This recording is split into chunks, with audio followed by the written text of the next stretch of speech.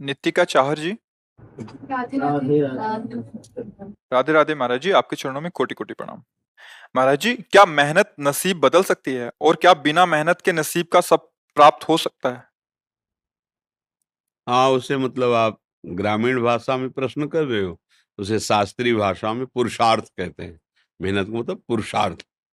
अगर प्रबल पुरुषार्थ है तो बुरे प्रारब्ध को मिटा सकता है और नवीन सुख सामग्री को सजा सकता है। पर प्रबल पुरुषार्थ होता है परोपकार।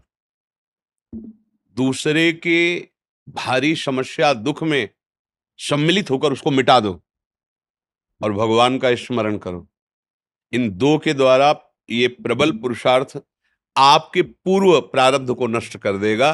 जैसे मेहनत बहुत करते हैं और लाभ बहुत कम प्राप्त होता है, और बहुत कम मेहनत करते हैं बहुत ज्यादा लाभ प्राप्त होता है। ऐसे व्यक्ति देखे जाते हैं कि जिनकी दिनचर्या में मतलब भाग्यवश केवल धन आ रहा है, कोई मेहनत नहीं। और एक आदमी है दिन भर मेहनत करता है, 400-500 रुपया, वो भी पूरे परिवार को ठीक से पूरा भोजन वस्त्र पढ़ाई लिखाई सब नहीं कर पा रहा।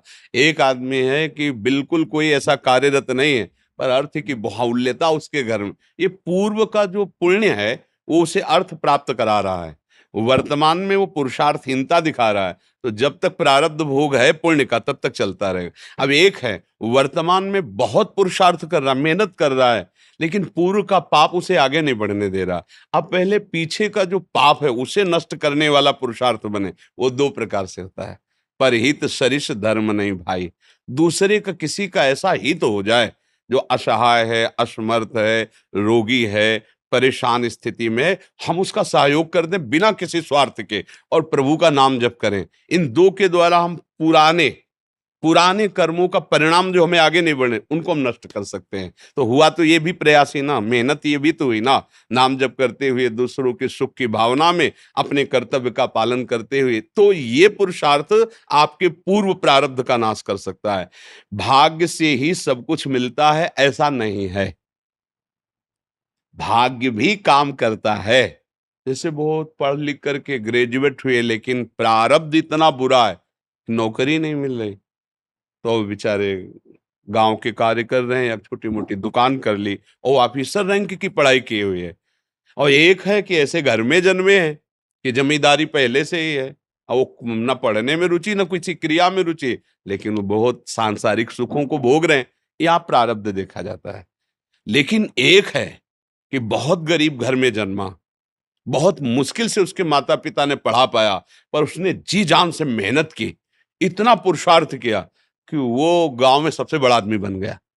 ये भी देखा जाता है। जो अपने पुरुषार्थ को प्रबल कर दे तो प्रारब्ध को मिटाया जा सकता है। अगर पुरुषार्थ हल्का हुआ तो प्रारब्ध जोर कर देगा और आगे नहीं बढ़ पाएगा। सबसे जोर का पुरुषार्थ है परहित करना और भगवत स्मरण करना। ये मतलब शास्त्र की एकदम सार बात बता रहे हैं। जिसको संसार में सबसे जल्दी उन्नति प्राप्त करनी हो, ये दो बात पकड़ ले। भगवान से मनावे कि कभी किसी की सेवा का अवसर हमें दीजिए। माता पिता गुरुजन, कोई बाहरी पशु पक्षी, ऐसा कोई बीमार व्यक्ति जिसका कोई सहयोगी नहीं, कोई ऐसा जिसको हमें अवसर मिला है, बहुत बड़ी मतलब ये बिल्कुल रामबाण औषधि समझो कि इसमें अचूक वो तुम्हारे प्रारब्ध को विध्वंस कर देगी। जहां तुमने किसी असहाय की बिना स्वार्थ के, बिना कुछ लेने की भावना के और तन मन धन वचन से सेवा की और भगवान का स्मरण किया, ये तुम्हारे पूर्व प्रारब्ध का नाश कर देगा।